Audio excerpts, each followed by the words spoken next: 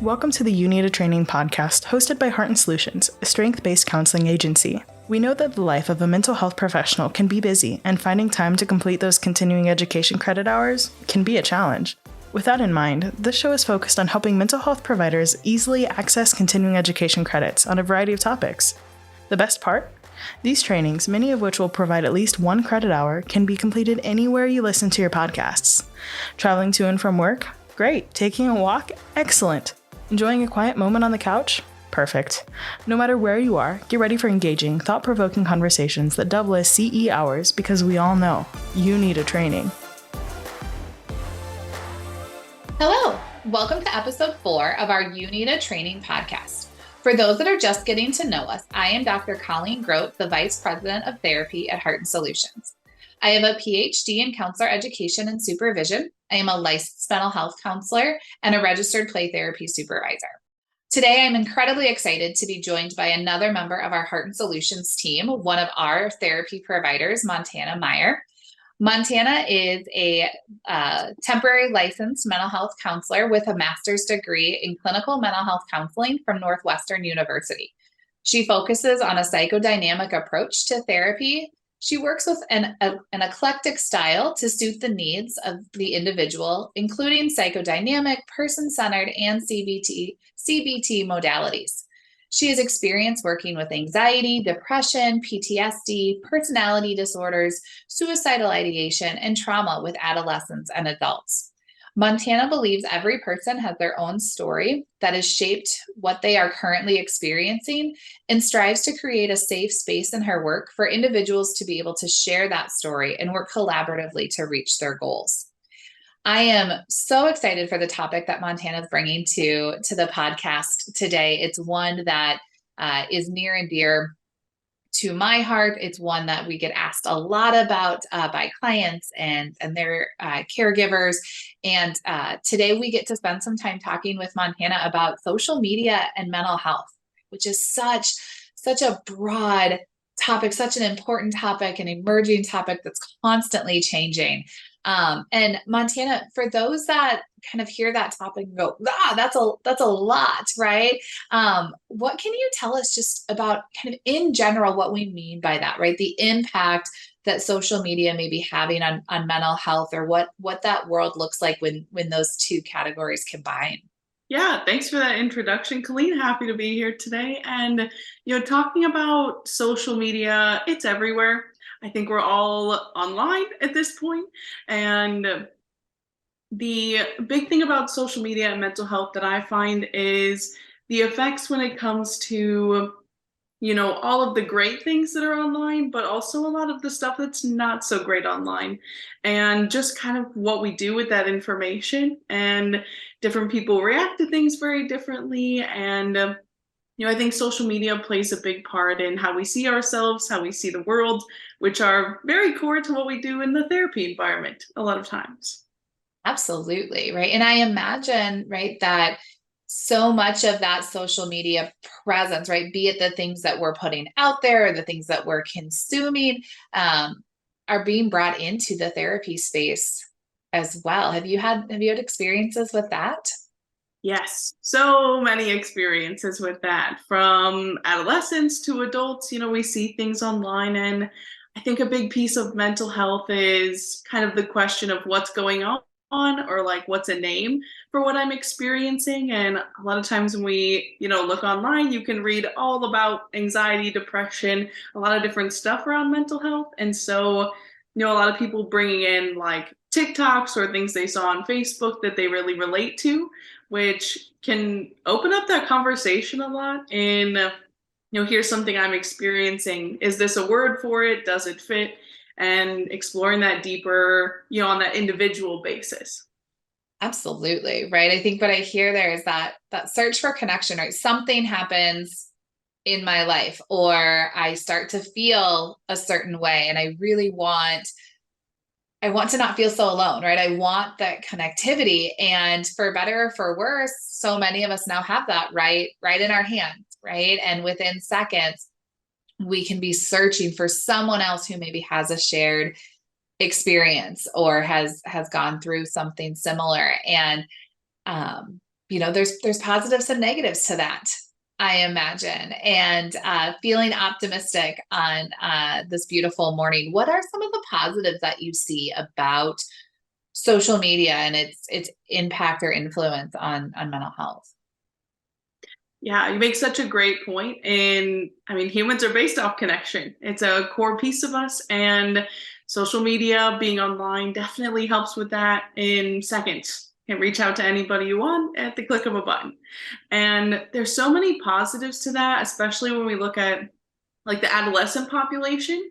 A lot of times, in that stage of development, you're really looking for expanding to friends and distancing from family. And being online, I feel, has helped with the connecting with people who aren't just the people you live near, I guess.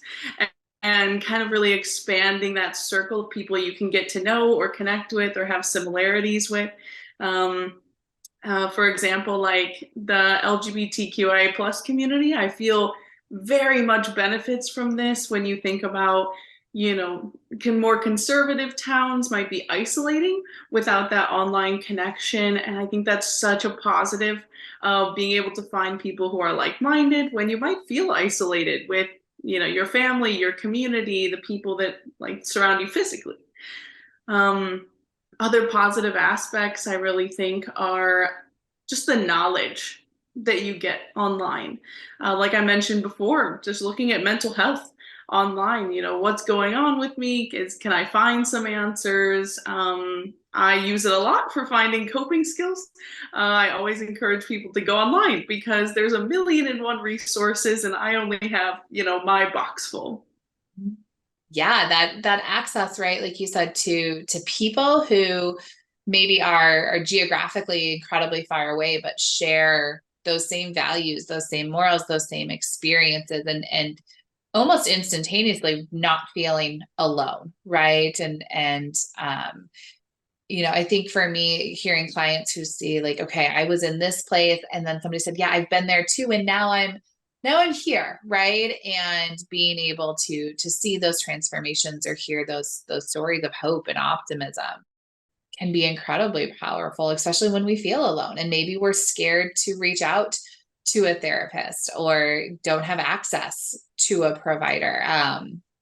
As I think about all of the social media platforms, right, are there some that you have found have some incredible resources or communities that you would really kind of encourage or support clients in exploring further?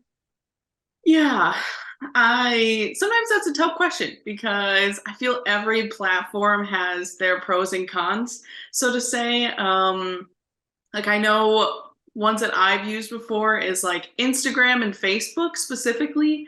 I feel that, there's a lot of people on Instagram, there's a lot of therapists on Instagram, number one, but there's also just a lot of resources in like seeking posts that do have that positivity or kind of education about what's happening. But Facebook, I feel, has the groups, and I feel it's such a unique way to connect with people, like very specific. Some of those groups can get very, very specific, and really sharing that experience. I would say those two specifically. Yeah, they're creating their own communities. Right. Mhm. And I think for me, right, when I think about some of the things my clients have brought to the table, right, is just that awareness of what mental health means, right? Or what it is. And I'm curious if you can say more sort of about the research might be the wrong word, right? But the exploration of mental health through social media and what some people may be doing just to learn more about themselves and what they are experiencing. Yeah, I actually would use the word research. I think I have a lot of clients who come in saying they did their research, and it can be so beneficial. And kind of when we say that, it's really just going online and like searching up the definition of what is depression, what is anxiety, what do these words mean?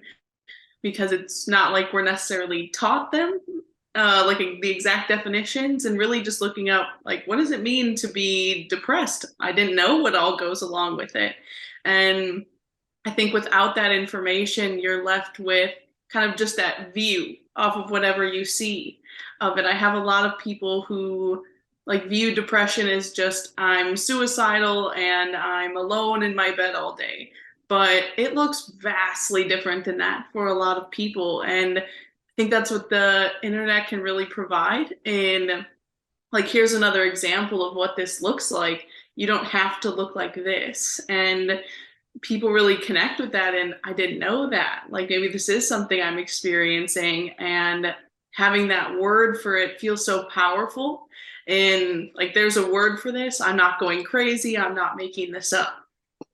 Yeah, that sense of power, right? Of I'm not alone. And maybe I just received a diagnosis, or maybe I want to go ask about my symptoms, right? And that ability, like you said, to shake up those traditional views of what depression looks like, or what autism looks like, or what anxiety looks like, right? Of okay, like there isn't a mold that we all have to fit into. And I think we're probably all guilty at some point or another, right? But I find myself doom scrolling every once in a while on TikTok, but I can't help but smile when I come across people who are brave and taking that step to put themselves out there, right? And not only share with the world maybe what they're struggling with, or where they're at, but also not gatekeeping some of the coping skills that are helping them. I saw an incredible video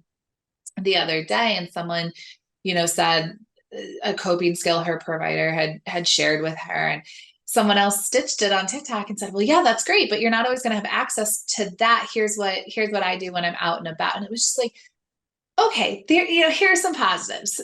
Here are some things, some people, kind of using these platforms for good.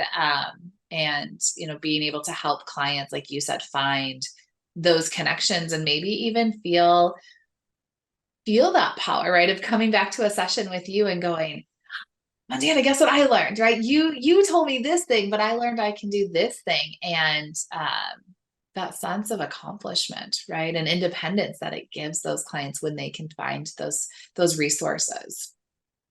Yeah.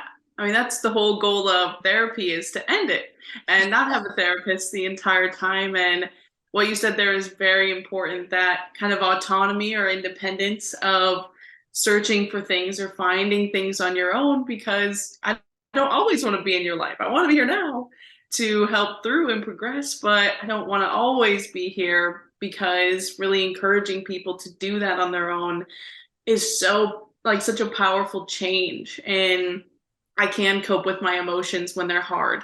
I like can, reduce my anxiety when I'm in a situation like that's unexpected or new, things like that, which is the whole goal. Absolutely. Yeah. Taking those resources, right? Setting our limits. Any,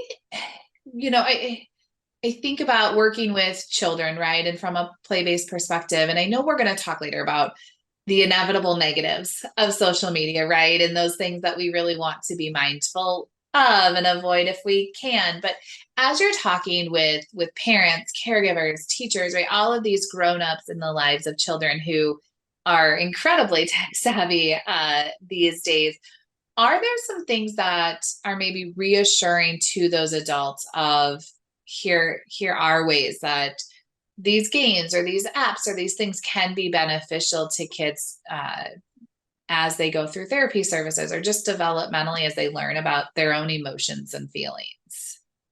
Yeah, yeah. It's such an interesting thing talking with like parents and caregivers of children and adolescents today, because I feel children are online younger and younger these days. And there's this like fear surrounding the internet, because there are a lot of scary things out there, and it's completely understandable to have that fear. As a parent, you want to protect, and it's totally natural. But I think recognizing that there are bad things, but there's also a vast amount of good things that kids are doing online. I know we hear a lot about like Snapchat and TikTok these days with kids that have their downfalls and can be scary, but I think they bring a sense of that connection back for kids, or even just them learning more about themselves. Like identity is a big piece of those ages and just figuring out who you are.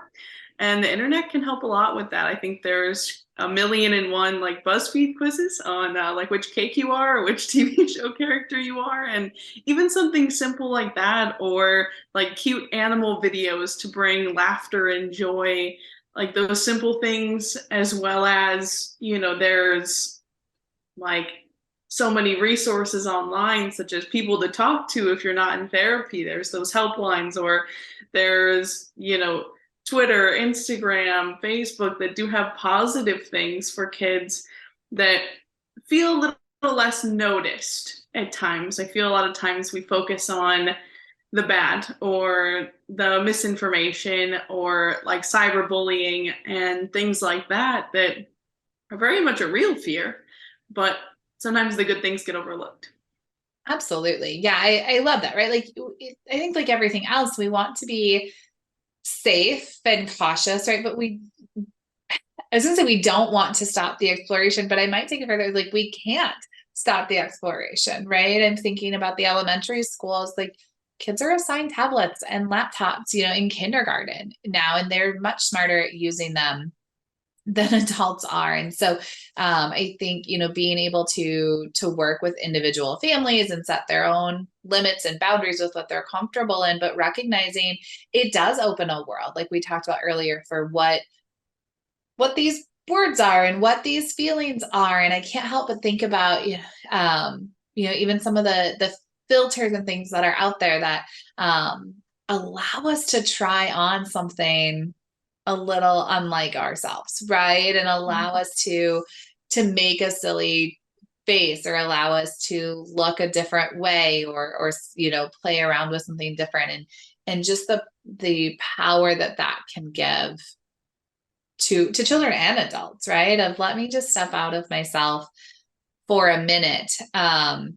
So everything from kind of that playful nature of positivity, of, like you said, some of those coping skills, those kind videos, those things, like all the way through the spectrum then of, hey, I'm really struggling and maybe it's too scary to make a phone call or go see someone in person or whatever it may be. So I'm going to start by Googling what I'm noticing, right? Or getting on a social media app and finding someone else who can support me and saying, I get it, and how powerful that can be. Yeah, and that I get it is so important. I think that's kind of what we all chase after and really want, is just somebody to get it. And that's one thing that I found is really helpful when you're talking about families with kids online, is having that open-mindedness of like exploring what your kid is doing instead of accusing them of the negatives or bringing up the negatives, because if we're putting down the thing that they find joy in, they're going to get defensive and I don't want to talk about it and my walls are going to go up.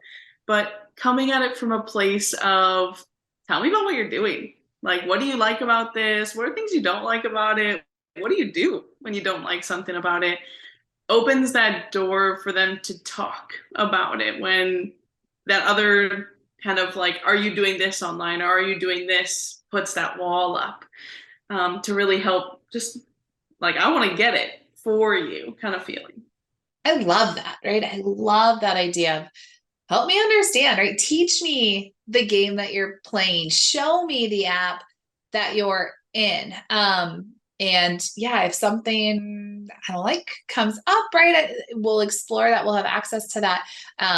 But like you said, the second that we come to kids with that tone, right, and that downplay, and they're going to perceive that anger or that they're doing something wrong, right, which opens the door and the invitation to shut down, to not give all the information, to potentially lie about the situation out of self-preservation. And so really being able to approach it and keep an eye on what they're doing on their tablets, but keeping that eye from a curiosity standpoint of show me more, tell me more, let me join your game, right? Like I love that interactive piece, and being a participant rather than just shutting down that behavior out of our own fear.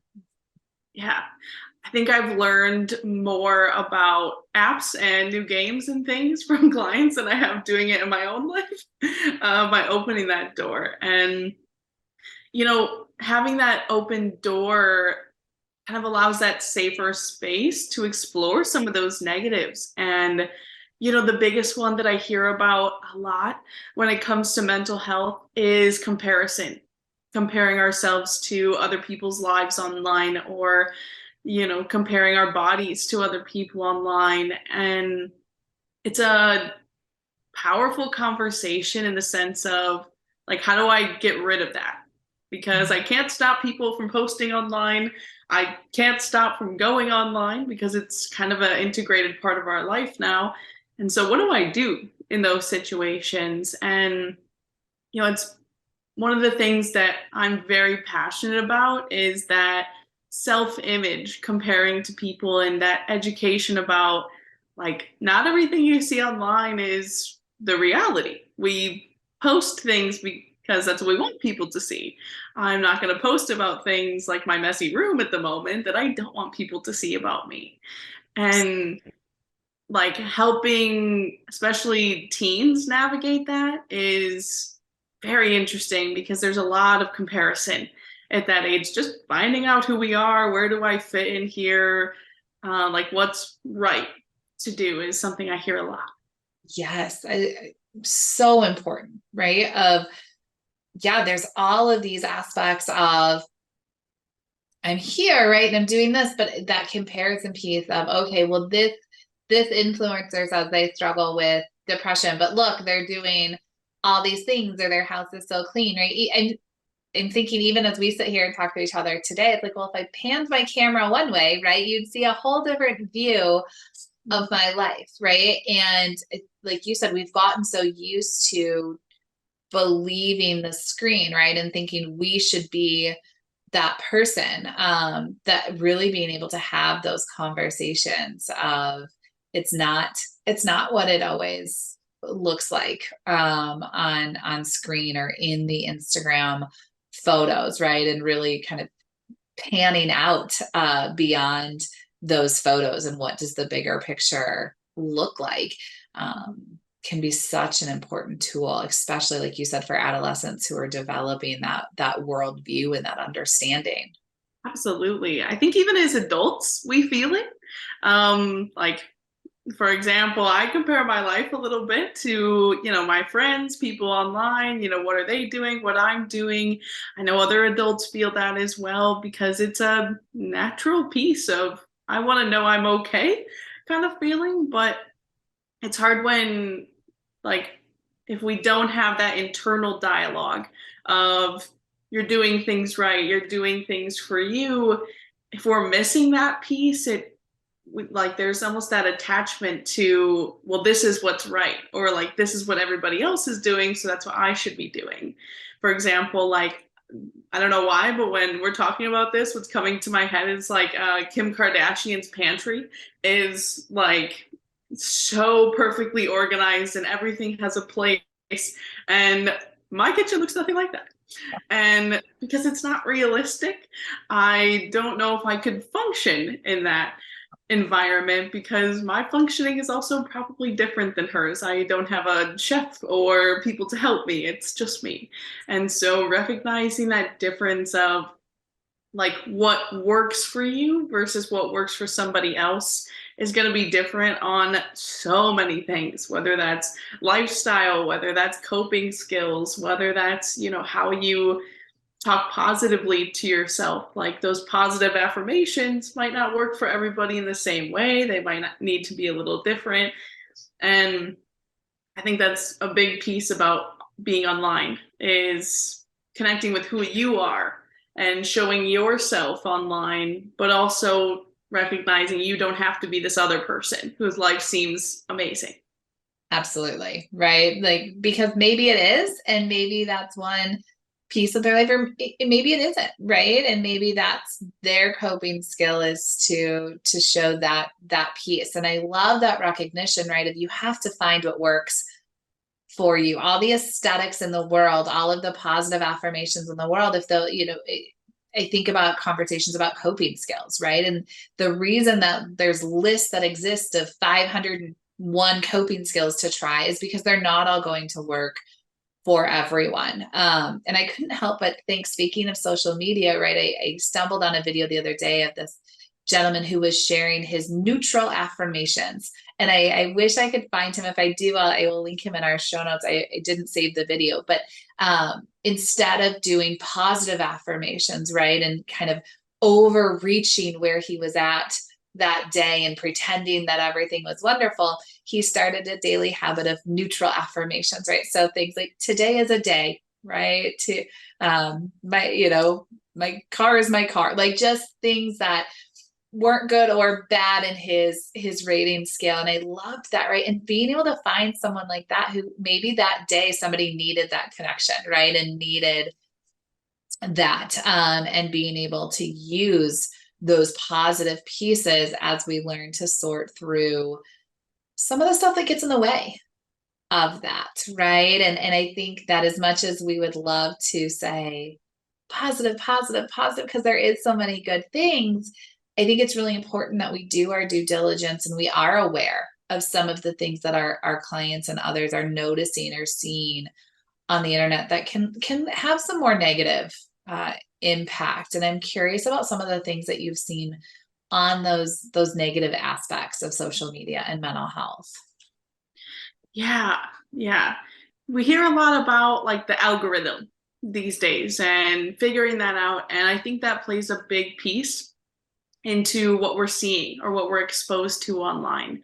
And one thing that I do myself is I have a few different social media things, and like following different people and really recognizing the information I'm getting based off of who I'm following, what posts I'm liking, and things. And I feel that that's a big concern when it comes to social media. If I'm having dark thoughts or something like that, and I start Googling those thoughts or looking up what is suicide, or what is stuff about violence, things like that, and then all of a sudden I'm getting a lot of information about this because that's what I'm looking at, that's what I'm interested in. And I do a lot of research in my job, and I'm very interested in suicidal ideation and things like that. And it was kind of scary about how much information I got after researching some topics about suicide and suicide education, even about things like that. But like making sure to almost create the page that you want to see. Like if you're interested in that, yes, look it up, but recognize that stuff coming up, and recognizing there is another side to things, or kind of filtering that information. And like, I'm going to look up what this means, or kind of look into these thoughts I'm having. And I'm also going to follow the resources that it gives. The one thing the internet has done vastly amazing in protecting this negative side of the internet is, if you look up anything to do with suicide or violence, there are hotlines, and resources are like the first 10 sources that come up for you to look at. And so, making sure to also, let's look those up. Let me use those. They're the first things coming up for a reason, is that kind of protector in that, because it can get scary when all you're looking at is things like that, or kind of hate messages is the only thing that I'm liking. Absolutely. Right.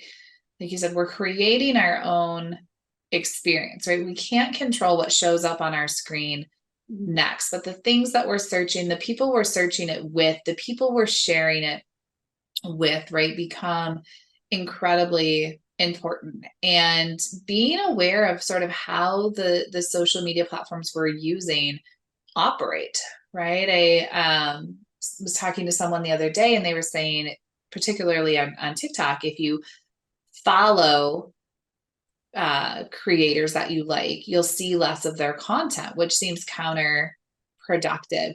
And so I experimented with a few, and it seems to be the trend of their stuff is no longer showing up when I scroll, right? I have to go actively looking for it. And so just learning how those platforms work, right? If I need and want to see more information on this, here's who I'm going to actively seek, and I'm not going to go this direction. And going back to our conversation earlier about adults in our lives, right? Who can I share this with if I see something that's scary or unsettling or doesn't make sense, or I have questions about, what is my personal safety plan for what I'm doing with that information, instead of just sitting with that in isolation. Yeah, absolutely.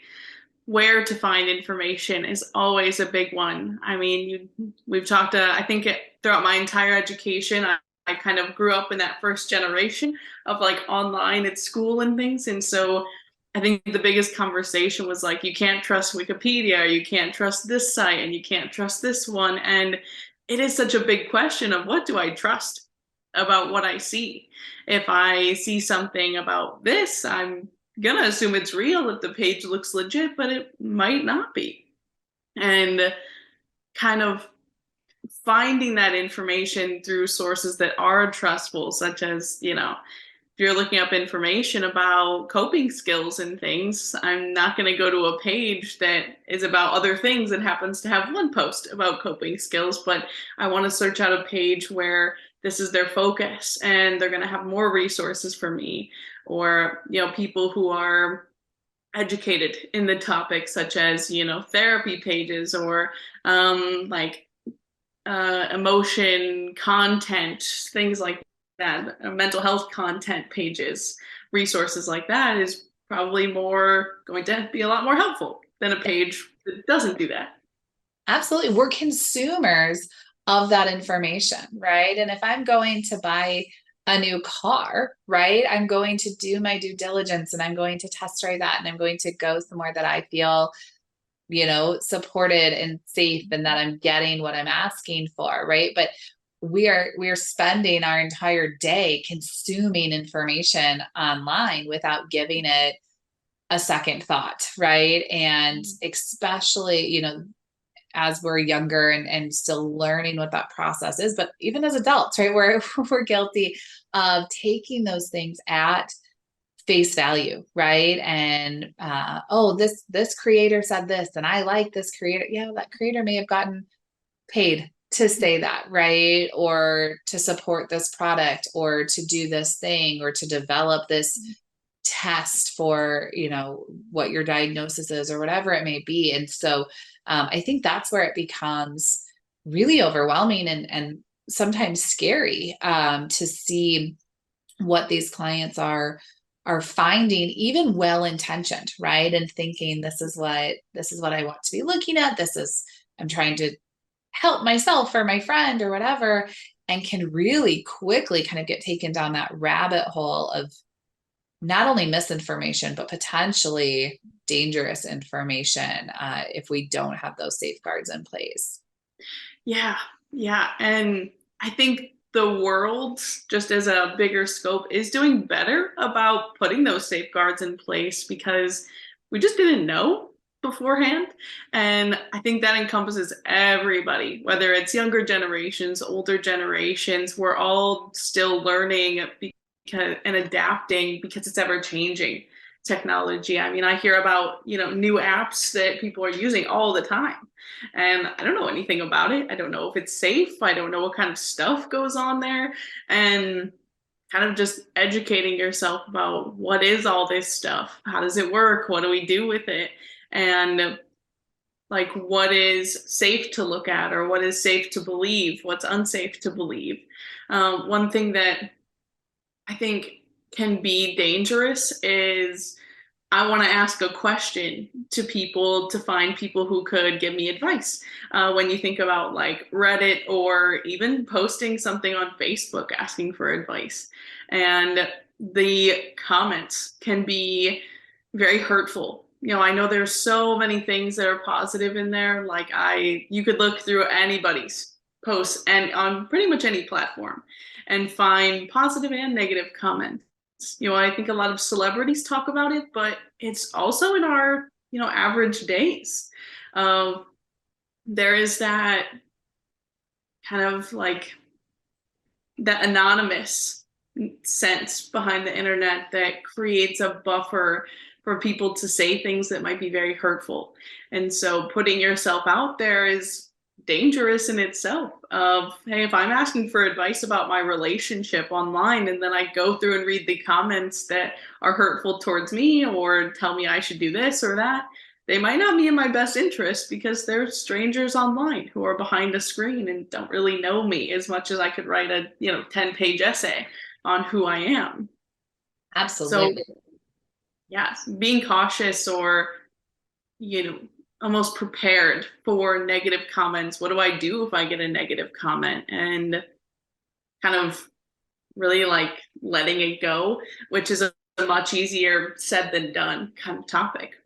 Absolutely. Right. And I know we talked earlier about the positive aspect of people who may be isolated either geographically or because of some mental health or physical health, symptoms that they're experiencing, and how powerful and positive the internet can be to bring that connection in. But when that connection turns negative, right, and there isn't that support system necessarily to go and lean on and counterbalance those comments, right, and those comments can say anything. There's a giant shield of anonymity on the internet. And it's one of the reasons I am so thankful that telehealth therapy still exists, right? I know you are working fully remote, fully telehealth for our clients. And so even those clients who don't have physical social circles or are struggling with forming those connections with other people, being able to say, okay, here's my online community, and here's my online verified, mental health support and community in that sense, and giving them an opportunity to connect with you in a way that is allowing them, to connect with other pieces of their life and continue that sense of safety, but at a different level. Right.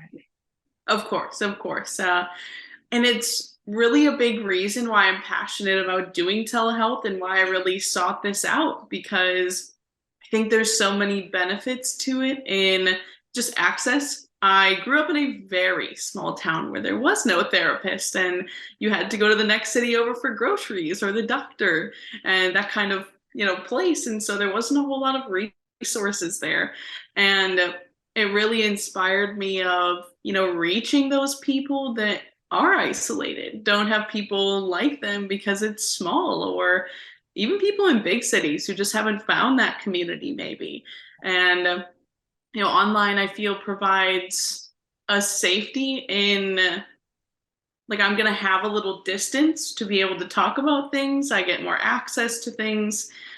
Yeah, and I think it does kind of role model, like, this is a person I can trust online. If I'm sending you an email, you can trust me with that link. And like, there's a lot of people that, you can't trust. And where's that line at is always a big question. Of, this person I met while playing video games seems very genuine and wants to get to know me, but how do I know who's really on the other side of the screen? Or how do I know they are genuine? And it's a very tough question with those barriers that, texting or phone calls make. With, I can't read somebody's body language, or like, I can't see this person. It's an obvious barrier.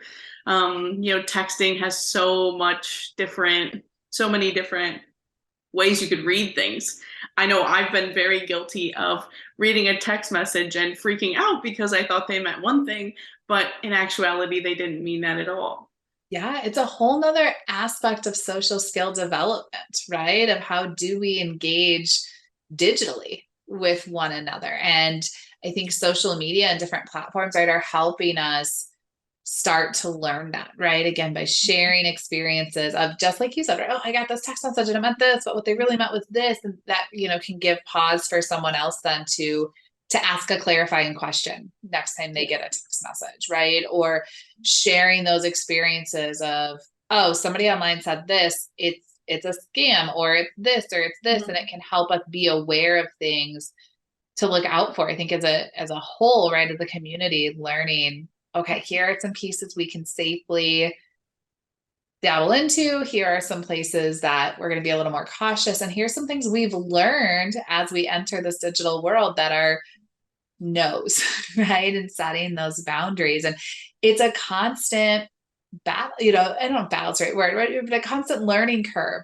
to do that. And I think you've gotten really good at kind of helping clients start to figure out, okay, how do I filter all this, right? I'm exposed constantly. There are always new things coming in. How do I filter that mental health information that's coming through?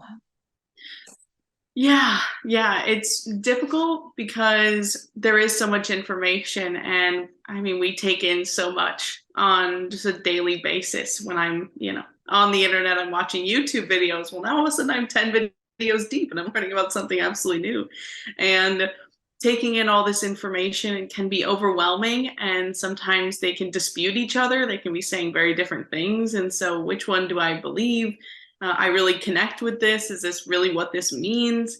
And one thing for me is like talking about it, I think is such a big piece of it. And for example, like I've had people come to me with, hey, I saw this TikTok online. Like, is this true about mental health information? Like friends and family. And because they obviously know what I do for a living. And it'll be like, I know I saw one before that was about ADHD, or what you don't know about ADHD or what to look for it. And there was a lot of really helpful things in there, but none of it was true. And it was talking about like you can diagnose yourself if you see these things, but having the knowledge I do, I know that not a single one of those was on the diagnostic criteria that we use. And it was difficult to try to explain that, of like there's this big book that I have with these diagnoses, but there's also this other information that kind of looks like these other things, but it's not. And how do people really know which one, when this person that said all these things seems trustworthy and they seem like they know what they're talking about? And me kind of being the bad guy, so to say, and like, no, that wasn't true, is always a hard position. But I think that's where finding the information is so like crucial in what do I believe. And so one thing I work a lot on is ask somebody, do further research, like look into it. If you see something, look into it. If that this makes sense or it doesn't make sense, you have a whole world of knowledge at your fingertips to continue searching for that answer. And if you find confusing information, talk about it with somebody else, whether that's your therapist like me, or whether that's your friends, family, whoever's around you. Absolutely. I think that connectivity, right, of most people, right, outside of mental health providers aren't carrying around the DSM-5 with them, right? They're not, it's way easier, way more fun, way more entertaining to watch a 30-second video, right? And convince ourselves that, oh, I do that thing, that's me, right? And being able to walk that boundary between, yes, there's some things that I do that overlap with something that somebody with a certain diagnosis might have. However, I have these other factors, right, that don't result in that diagnosis. And I think it's hard sometimes when we're searching for, why do I do this thing, right? Well, sometimes that's just us, right? That's just our personality. That's what makes us uniquely us. And we don't necessarily need a diagnosis. And then other times we know that maybe something is going on and we are so ready for answers, right? That we can really easily latch on to the first thing that maybe checks a box with us. And thinking about some of those negatives, if somebody isn't then speaking to a mental health provider, right, and isn't coming to their therapist and saying, hey, I saw this video, like, what do you think? Like, do I have whatever? that self-diagnosis can lead to self-treatment, right? And can lead to things that we're now addressing something that isn't what's going on. And so I love this conversation right now, finding that balance of, let's soak in all the information, but let's do that in a way that we are doing our due diligence and making sure that our sources are reliable, that we're cross-referencing that with our doctor or our therapist or both, right? Or someone who can really make sure the information we are receiving is not only real, but it's relevant for our unique situation as well. Absolutely. I love the internet and I could talk about it all day, but at the end of the day, I think that those in-person connections are still so crucial to every single one of us. And like, what do I do with this information? If I lived completely online, I would probably be confused most of the day, because I just wouldn't know, because there is so much out there. And so using those other connections that you have to like know what to do with it, or just some place to put it or talk it through, process it, I think is really the main goal of all of this. And don't believe everything, but if something comes to you that feels right, explore it. Absolutely. I love that. I love that. Yeah. If it feels right, let's explore it and see where that goes, and taking that information so that you can filter it and use what needs to be used. And I love that idea of filling your feed with positivity, right? And with those reliable sources. And I know that you are making a great effort to help individuals be able to do that. And you've done that by creating an Instagram page where you can provide information about mental health and coping skills and just promoting that mental health education, right? And starting to help individuals feel comfortable with those uncomfortable emotions. And if somebody wants to follow along with that page and learn more about that, they can search Focus on Emotions on Instagram, correct? Yes, Wonderful. absolutely. Yeah. So checking out that page again, it's on Instagram, Focus on Emotions, and getting some of those coping skills and other pieces of emotional support there. Montana, like I said, is also a provider at Heart and Solutions. And so if you want more information on anything that she said or something really resonated with you and you want to start services with her, you're welcome to contact Heart and Solutions, and explore those options. Montana, I am so appreciative that you were able to come and join us today. Like you said, the topic is it's a big one, right? And we lots of subcategories there. I know later on this year the podcast has some other information coming up about video games and other forms of social media and things like that. And so I'm so glad that you were able to come and share with us these pieces of how to incorporate that effectively, right? And be aware of some of the negative aspects so that we can keep an eye out for all of that. So thank you for your time. We hope to have you back with us again as well. Thank you everyone for listening, and don't forget that you need a training. Thank you so much for joining us today on You Need a Training. We encourage you to share this episode with anyone you think may be interested in learning more about mental health techniques and interventions. Also, make sure to follow us on Facebook and Instagram to stay up to date with all upcoming training opportunities. And don't forget to listen to our other podcast, You Need a Counselor, where we talk with individuals around the world about their counseling experiences. Heart and Solutions is proud to provide CE-eligible trainings for our counseling community. This training may be eligible for continuing education credit hours through either the National Board for Certified Counselors, provider number 7376, or the Association of Play Therapy, provider number 21-645. To obtain CE hours for today's training, be sure to follow the steps in the description below.